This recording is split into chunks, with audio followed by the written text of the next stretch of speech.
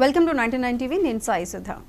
ఓరుగల్లు కాకతీయుల ఇలవేల్పుగా భక్తుల కొంగు బంగారంగా వెలిసిన భద్రకాళి అమ్మవారి శాకంబరి నవరాత్రి మహోత్సవాలు అంగరంగ వైభవంగా జరుగుతున్నాయి. ఈ ఉత్సవాల సందర్భంగా ఆలయానికి భక్తులు పోటెత్తారు. ఈ నెల 21న అమ్మవారు సమస్త శాఖల అలంకారంతో దర్శనమివ్వడంతో శాకంబరి నవరాత్రి మహోత్సవాలు పూర్తవుతాయి. ఈ ఏడాది భక్తుల సంఖ్య మరింత పెరుగుతుందని అంచనా వేస్తున్నారు.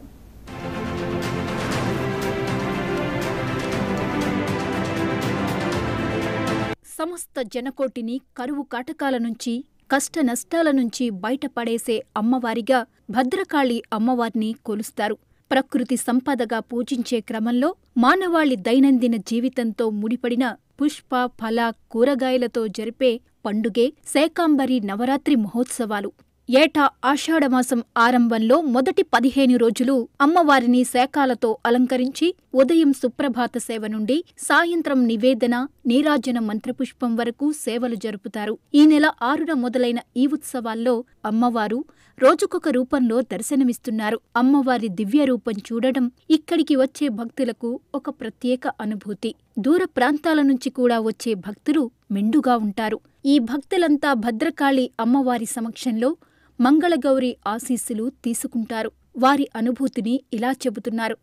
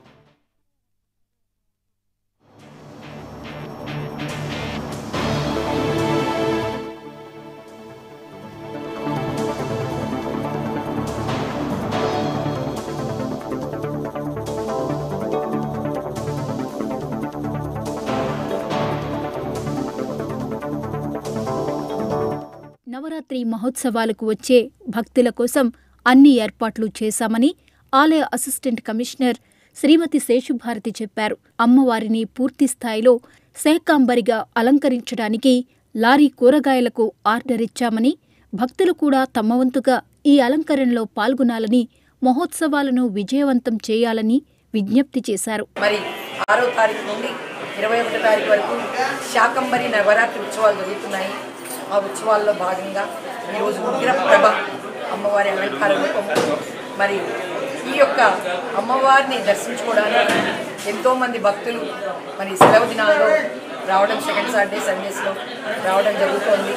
కనుక వచ్చిన వారందరి కోసం ప్రసాదాలు ఏర్పాటు చేయడం జరిగింది. మరి పందిళ్ళు ఏర్పాటు చేయడం జరిగింది. కనుక 21వ తేదీ అతి ముఖ్యమైన రోజు. ఆ రోజున మరి వివిధ రకాలైన కూరగాయలతో, వివిధ రకాలైన పళ్లతో భద్రకాళి అమ్మవారిని అద్భుతంగా అలంకరించడం జరుగుతుంది. కన్నులారా ఆ రూపాన్ని దర్శిస్తే చాలు, మనం కోరిన కోరికలు నెరవేరుతాయి.